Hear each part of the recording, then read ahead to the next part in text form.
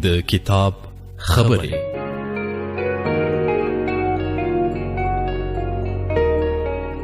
کتابونه فکرونه روزي او فکرونه نړۍ ته بدلون ورکوي.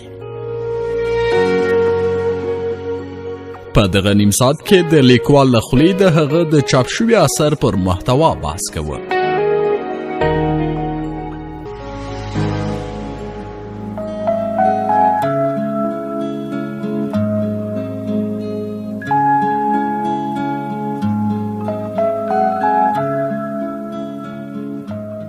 د سپوږمۍ رادیو درنو اوریدونکو د کتاب خبرې مینوالو، السلام علیکم. خوشحاله یم چې لا یوې بلې خپرونې سره ستاسو په چوپړ کې یم. په دې خپرونه کې موږ د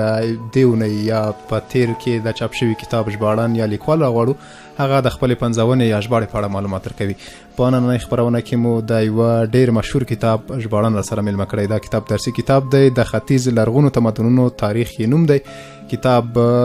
لیکوال پوهاند عبدالباقي پوپل دی او مجيب رحمان ایمان را ژباړلی دی. ایمان صاحب ته خپرونې ته هرکلی کوو، هرکله راشئ، مهرباني. مننه، ژوندی اوسئ. له هر څه مخکې سلامونه او نیکې هیلې قدرمنو اوریدونکو ته، تاسې ته او د رادیو ټولو تخنیکي همکارانو ته. خوشحاله یم چې زه راوبلم دلته راغلم. او ډېره مننه ایمان صاحب. په پښتو کې تر ډېره هغه کتابونه را ژباړل کېږي چې په اصطلاح بازار ولري یا ورځني وي، داسې ژور کتابونه لکه تاسو چې را ژباړلی دی ډېر کم دي. نن به په همدې خپرونه کې په دغه کتاب باندې بحث وکړو. دا کتاب تر ډېره د لرغونو تمدنونو په اړه دی چې د مصر، آریایانو، چینایانو، هندیانو او د دې تمدنونه یې شرح کړي دي، تاریخ یې راخیستی دی لنډ. په همدې اړه به خبرې وکړو. ایمان صاحب، په لومړي سر کې که تاسو عمومي د کتاب په اړه معلومات ورکړئ اورېدونکو ته، وروسته په نورو جزئیاتو خبرې وکړو. مننه. د کتاب چې دی دا د مونږ د ښوونځي زه به لږ خپل ځان معرفي ورته وکړم. لکه زه د کابل پوهنتون د ټولنیزو علومو د ښوونځي د تاریخ د ډپارټمنټ د 4م کال زده کړیال یم، او دا زمونږ درسي کتاب دی. دا کله د مونږ ښوونځي کې په لومړي سمستر کې دا تدریسیږي. دا کتاب په ټول کې په 9 صفر کې 9 فصله لري چې هر فصل د یو لرغوني هغه شرقي تمدن تاریخ دی، له پیل نه تر پایه پورې ته اوسني عصر پورې په دې باندې راڅېړل شوی دی. او دا کتاب د مونږ استاد چې لیکلی هغه ډېر قدرمن لوی عالم پوهاند صاحب عبدالباقي پوپل دی، چې دا کتاب په ټول کې تقریبا 80 منابع لري. او په دا داسې په ترتیب باندې لکه چې د نوم نه معلومه ده، د تمدنونو تاریخ، د تمدن په اول فصل کې تمدن باندې بحث شوی دی. بیا د هغې نه دخواته د نړۍ تر ټولو لرغونی تمدن چې د مصر تمدن دی، بیا په هغو باندې بحث شوی دی. د 40 صفحې په هغو باندې بحث شوی. بیا د هغو نه داخته په بین النهرین یا نننی عراق یا موزیتوفیا چې ورته وایي، په دغې باندې بحث شوی دی. هغې نه داخته بیا پسې په هند باندې بحث شوی دی، آریانا باندې، چین، دغسې فنقیا باندې، عبرانیانو باندې، همداسې په ترتیب باندې په دې کتاب کې دغه بحث شوی دی. او د دې کتاب بیا د هغه نه اخته وروسته بیا د دې کتاب ټول لغتونه چې کوم نمونه دي، لغتونه دي سخت دي، هغه ټول شوي دي په 12 صفحو په شاوخوا کې هغه نمونه تشریح شوي دي، او کې هغه باندې کومنټ ورکړل شوی دی چې دا شی دا معنا ورکوي، داسې چې دی د دغو کس نوم دی. نو د زده کوونکو دپاره اسانه دی، او په عموم کې د زده کوونکو نه پرته د محصلینو نه د عام خلک هم کولی شي استفاده وکړو، ځکه چې د دوی هغه سخت لغتونه چې دي هغه راټول شوي دي، او هغه بیا ځان ته ورباندې تفسیره لیکل شوې ده، څرګندونه پرې شوې ده چې دا شی دا معنا ورکوي. نو هر څوک کولی شي د دې نه استفاده وکړه. بلې تاسو مخکې د کتاب په اړه ویل چې درسي کتاب دی او د محصلینو لپاره، د زده کړیالانو لپاره یا د زده کوونکو لپاره مهم دی. تاسو څنګه انګېزه پیدا شوه دا کتاب راوژباړئ؟ یوازینۍ انګېزه همدا وه چې دا کتاب د زده کوونکو لپاره دی، او که نه ستاسو په نظر دا کتاب نور ډېر اهمیتونه زموږ د ټولنې لپاره لري چې تاسو راوژباړل؟ ټول کې دا کتاب چې ما کله د لومړي ځل دپاره زمونږ زه صنف ته لاړلم، ما په خپله درس ټول په پښتو باندې مکتب پښتو لوستل، ګر چې په کابل کې هم خو مکتب ما پښتو لوستی دی. کله چې زه لومړی په صنف کې کېناستم دا کتاب ما ولیدله، یعنې ما چې څومره په دري بلد وم او ورسره اشنا وم، خو دا کتاب ډیر سخت و ځکه دا درسي کتاب و او علمي متن و ساده لکه د نور تاریخونه چې دي دا د ورځني د بازار دا خو کنه ساده کیسې دي لکه په ساده ژبه باندې خو دا ډیر سخت و په یو هفته کې دا د یو نیمې 2 هفتو په جریان کې دا ما ټول سرسریزه مطالعه کړله بیا زه ولاړلم همدغه هوډ مې وکړه چې د ما درې مې کوي د زده مې ده دغو سره ما پښتو ادبیاتو په مکتب کې مې ورسې مینه و ډیر مې هلته مطالعه کول ناولونه ډیر تقریبا ما د ما چې هدف و چې پښتو ته خدمت کوم وطن ته خدمت کوم لاړم موږ د استاد صاحب مشوره وکړو استاد صاحب ما که د تا اجازه وي زه به دا کتاب پښتو ته وژباړه چې ما هم ډېر په ورین تندي ما ته ډېرې تشویق کړم چې ته دا کتاب وژباړه هر څه مشکل و علمي لغتونه چې وي زه در سره پکې کومک کوم ما یوازینی هدف دا و چې زه پښتو ته خدمت وکړم هغه د مونږ د ځورېدلی ملت او د ځورېدلي خلک لږ زره په اسوده شي او داسې یو احساس ورته پیدا شي چې کابل ته دوی راشي دوی داسې د پردي وطن ګمان پې ونه کړي احساس ورته وي چې نه دا زمونږ وطن دی د مونږ په ژبه باندې هر څه پکې پیدا کېږي عمومي توګه که د تمدن په اړه وغږیږو د تمدن په اړه ډېر کلمات هم تبادله کړله اورېدونکو ته هم سوال پیدا شوي چې تمدن څه شی دی او د تمدن تاریخ څه شی دی تاسو په دې اړه که لږ وضاحت ورکړئ تاسو چې څومره دا کتاب مطالعه کړی دی تاسو په نظر د تمدن هدف څه دی او د تمدن کلمه معنا یې څه ده تمدن خو داسې په ټول کې که واخلو نو دا کتابونه پکې هغه کېږي خو داسې لنډ چې د ساده ژبه باندې د هېوادوالو خلک او عام خلک ورباندې پوه شي داسې یو څو لنډو ټکو ته به زه په تمدن کې اشاره وکړم لکه تمدن په لومړي کې د هغه تمدن خپله عربي کلمه ده چې دا د مدینې مدنیت څخه اخیستل شوې ده او د مونږ که دا تحت لفظي وژباړو بیا د ښاري ژوند معنا ورکوي او په ټولو ژبو نه په عربي کې د تمدن کلمه چې ده پوره معنا ورکولی شي ځکه دا د هغه وخت لغت یا کلمه ده چې په اولو وختو کې انسانانو ښاري ژوند پیل کړه او د همغه وخت نه راخیستل شوی ده لکه د مونږ په اسلام کې مدینه لکه مدینه همدغه د تمدن لکه نوم مخکې اول د دغو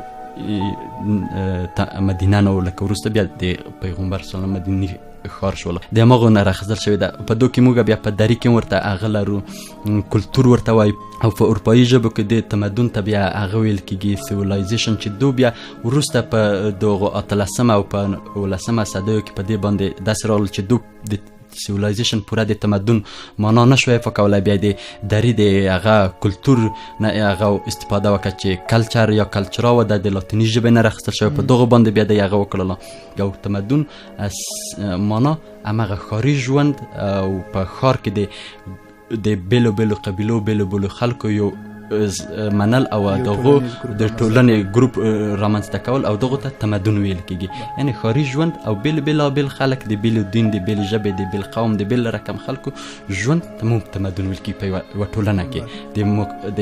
یو اهدافو دپاره چې دوی ژوند وکړه دغه ته موږ تمدن تر ډېره دا کتاب تاریخي دی تاسو مخکې په خپلو خبرو کې اشاره ورته وکړه نو په تاریخي لحاظ تاسو په نظر تر ټولو لرغوني انسانان چې تمدن یې رامنځته کړی و یا ښاري ژوند یې پیل کړی و یا د بیلو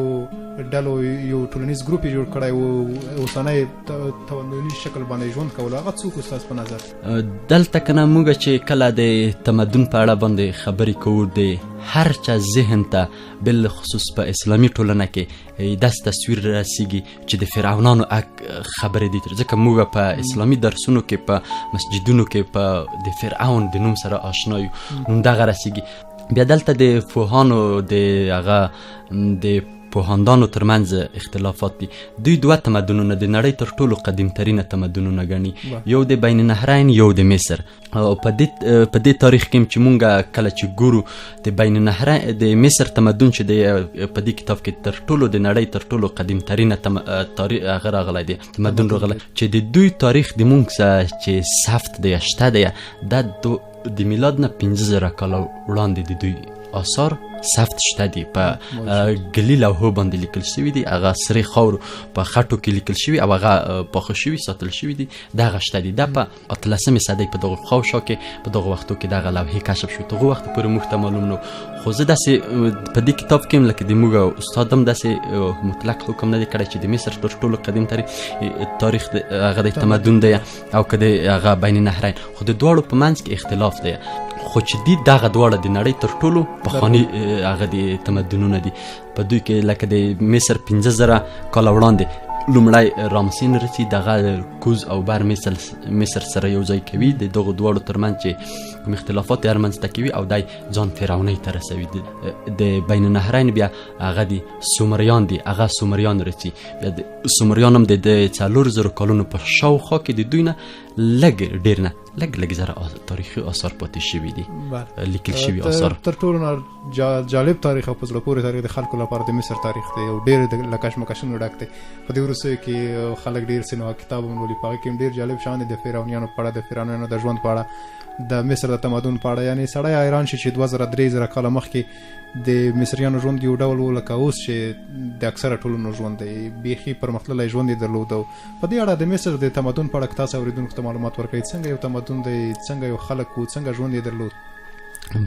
په کل کې ما درته ویلي چې کنه چې د مصر په اولو وختو کې چې مصر و، د مصر موقعیت چې دی په ټول تمدنونه چې رامنځته شوي دي دا د هغه د دوی اولنی ضرورت چې اوبه باید هلته شته وي. لکه مصر د نیل سیند چې دی دلته اوبه شته وي، په دې ځای کې اوبه وي او دا ځمکه چې وه دغه ځمکې زراعت ورکولی شولی، خلکو خواړه دغه ځمکې د دې خوراکي اړتیاوې پوره کولی شي. نو په دغه ځای کې د مصر تمدن رامنځته شوی دی د میلاد نه 50,000 کاله مخکې. دا بیا وخت کې دوه حکومتونه یو کوز مصر او بر مصر د 4250 کال پورې دوی سره متحد شوي دي. بیا دغه تمدن په همدغه وخت کې بنسټ ایښودل شوی او تکامل ته رسېدلی. لکه موږ د مصر په اړه چې ووایو، لکه زه د یو هغه عالم خبر درته وکړم، سکوالر سپینګلر داسې وایي چې که چېرته مونږ صنعتي انقلاب نه وای کړی، مونږ هېڅ نړۍ د مصر سره په هېڅ شي کې مساوي نه وه. نوره نړۍ دوی ډېر لوړ هنر درلودله، دوی ډېر لوړ علم درلودله، دوی ډېر ادبیات یې درلودله. لکه د سینوها کتاب نوم ته واخسه، ما خپله لوستی دی که نه، په هغو کې دوی ډېر لوړ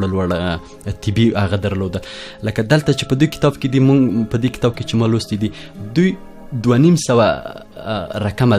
درمل دی په هغه وخت کې پیژندل. لکه چې مونږ اوس هم ورته حیرانېږو، په وخت کې دوی دومره لوړ علم درلوده او دوی هغه درلوده. طبابت یې ډېر لوړ درلودله چې هغه 2,500 دره هغه یې درلودې. لکه د هر شیانو نه دی استفاده کولی شولی. او دوی په ټول کې ډېر لوړ چې دوی درلودله، هنر یې درلوده. هنر د دوی ځکه لوړ و، د مجسمې او د رسامۍ هنر د دوی ځکه لوړ و چې دوی مجسمو او دغو هغه ته عبادت کوله. د مجسمې لکه د هر فرعون دوی مجسمه جوړوه، هغو ته دوی عبادت کوله. احرامونه چې دوی جوړ کړي دي، احرامونه چې دوی جوړ کړي د 3 احرامونه، خفره، کپره، خسرن، دا د همغو فرعونانو په نومونو باندې دي. دا د دې تر ټولو لوی احرام چې دی دا 146 متره دی لوړوالی لري. په دو کې هغه تعداد د ډبرو د ما نه ویر شوی چې څومره ډبرې کې په کار شوي دي، خو دومره ډبرې په کار شوي. په اوسط باندې دا هره ډبره 2.5 ټنه وزن لري په اوسط باندې. کني داسې ډبرې هم کې شته دي چې 15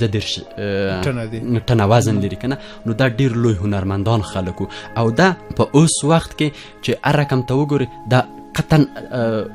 تخیلي نه دی جوړ شوی، یعنی د علم د اندازې په اساس باندې پر بنیاد باندې جوړ شوی. یعنی دوی لوړه اندازه درلودله، دوی حساب درلودله، یو صفر دوی نه درلودله، د 1 نه تر 10، د 10 نه تر 100، تر 100 نه تر 0، بالاخره تر 100,000 پورې دوی حساب درلودله. او دوی حروف درلودل. د دوی خپل حروف دغه یو ډېر لوی هنر و. د دوی اولنی خط هیروغلیف دی یا هیروګلیف دغه صورت ویل کی. دوی دا خط چې دی در ساده کېږي او وسو ته بالاخره عربي ته رسیږي. د مونږ نن سبا الفبا ته 2 ته رسیږي. لکه دغه نه موږ داسې راشو د دوی د کرنګ معبد موږ ګورو. د کرنګ معبد ډېر لوی دی، لکه دا 2,500 پایې لري. دا په دومره هنر باندې جوړ شوی چې 50 فرعونانو په عمر کې دی جوړ شوی دی. 50 فرعونان مړه شوي دي دلته. د دوی د کرنګ او د لاکار فرعونو دوی ته د پایو ځنګل ورته ویل کېږي. دغه معبد ته القصرا که موږ وګورو دا ډېر لوی معبد دی. موږ تاسو چېرته لاړ شو، د هیچوپتوس فرعونه ده. دا د فرعونانو په سلسله کې لومړنۍ فرعونه ده چې دا فرعونتوب ته رسېدلې ده او 15 کالو په شاوخوا کې حکومت کړی دی. ډېر قوي هغه فرعونانو کې دا راسي چې د حکومت کړی دی. دغو قبر که موږ المقابر وګورو دا په ډېر لوی هغه باندې په یو دره کې د مصر جوړ شوی دی. دوی په هغه وخت کې جوړ شوی، لکه میلاد نه دغه تقریبا د 2000 کالو په شاوخوا کې مخکې وختو کې دغه جوړ شوی دی. همدغسې دغو نه راشو مونږ د رامسیسانو وخت راشو. د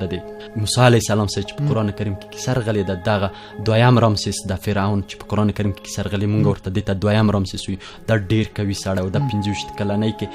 هغه ته رسېدلی دی یا پاچاهۍ ته رسېدلی دی نو دی د مصر په هغو قوي ترینو فرعونانو کې رسي چې دا هنر ته وده ورکړې ده دا علم ته وده ورکړې ده د تمدن ته دا ډېر پراختیا ورکړې ده نو د دوی هنر علم او په هر څه کې دی په هغو نړۍ کې ډېر پرمختللی و. درنو اورېدونکو د مصر تمدن دومره وړه خبره نه ده چې په خپرونه کې بحث ورباندې وشي خو هغه یو داسې تمدن دی چې زرګونه کلونه تاریخ لري. همداس کرا شو اریایي تمدنونو ته په اریایي کې موږ تاسو په جغرافیه کې تمدنونو وضعیت هغه وخت څنګه و حالت څنګه دی؟ بله اریایي تمدن په دې کتاب کې هم د دغو په اړه باندې مونږ اریانا هغه حدود چې په هغه وخت کې و هغه اوس د مانه دقیق د یاده مې وتلي دي چې درته وښیم کني خو ایران د غونډه د منځنۍ اسیا لکه هغه وخت کې اریانا وه د مونږ د اریایي تمدن په اړه باندې نظریات داسې دي وایي چې د اریانا مرکز خو بلخ دی خو دا چې د کوم ځای نه پیدا شوي دي دا بیا بیل نظریات ځینې روسیه ښیي ځینې پنیا ښیي او عراق او مصر او دا ځایونه دا ښیي موږ وایو چې د موږ د نسل ده خو هغه پرېږدو را به شدو ته هغه بله مسله ده تمدن ته مونږ په لومړی تمدن چې د مونږ تمدني ژوند رامنځته کړی دی د یما په وخت کې دی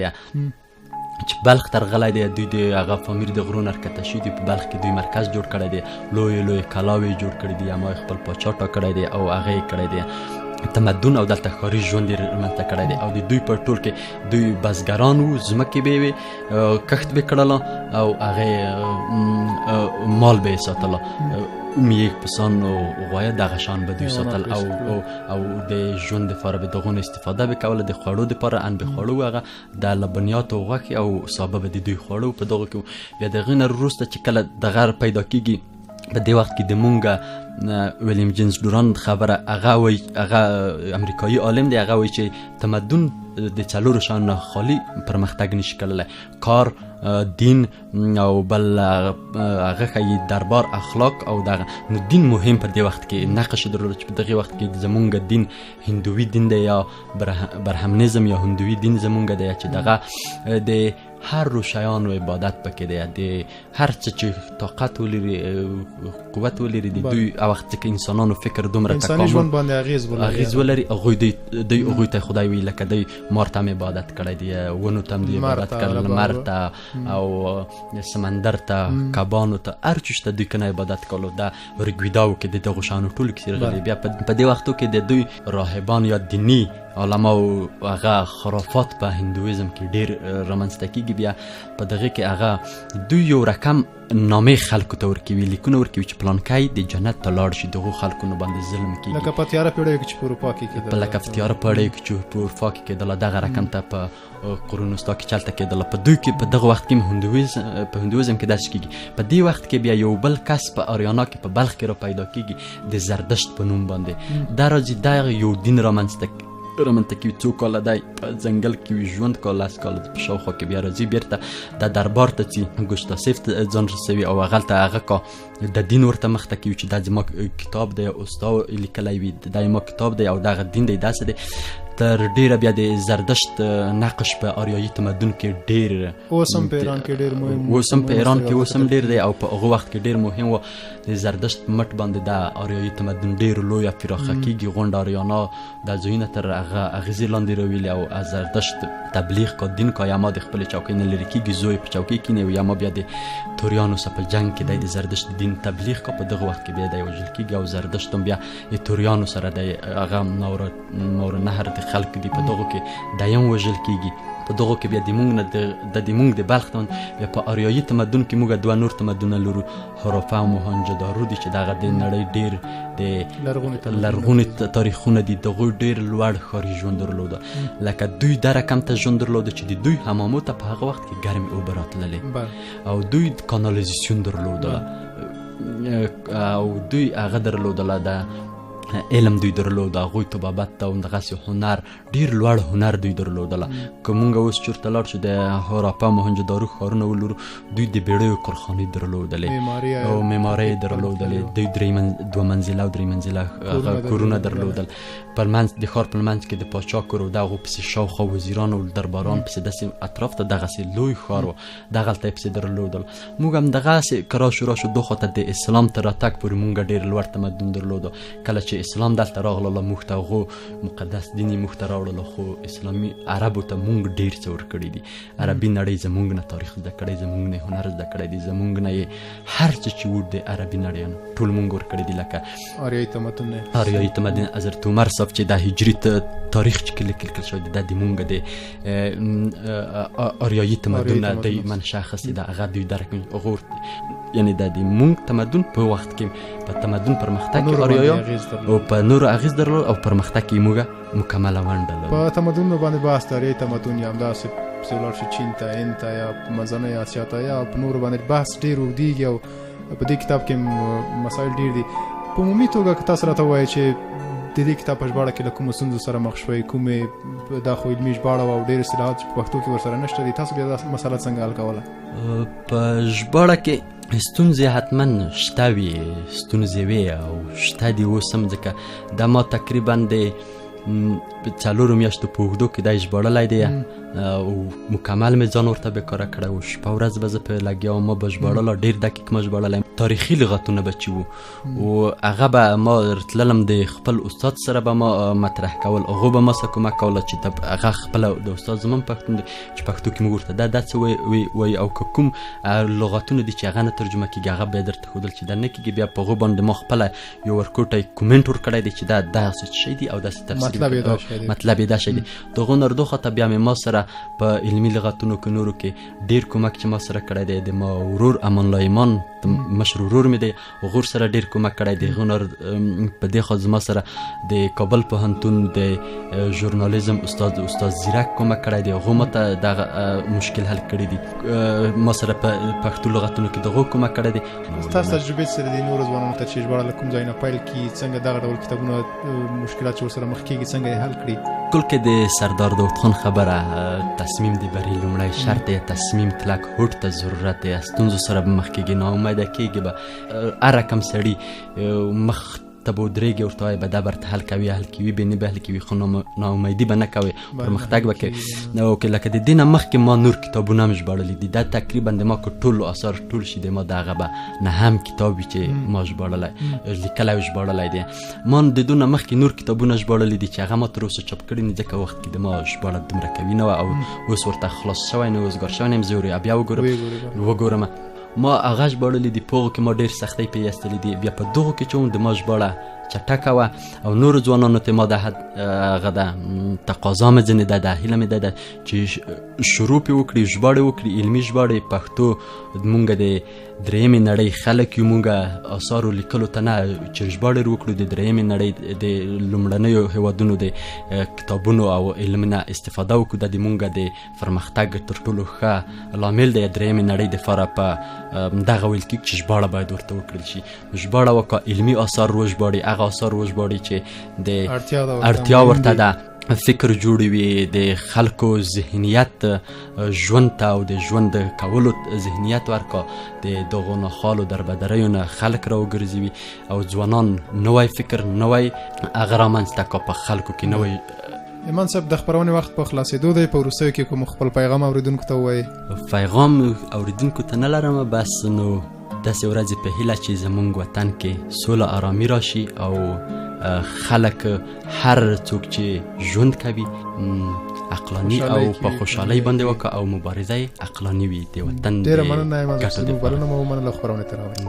مننه تاسو نه چې موږ ته بلنه راکړه. دا کتاب خبرې خپرونې درنو مینهوالو، نننۍ خپرونه مو همدومره وه. تر بلې خپرونې چې له یو بل ژباړن یا لیکوال سره ستاسې په چوپړ کې حاضرېږم، تاسې په لوی او بښونکي خدای سپارم. ښې چارې.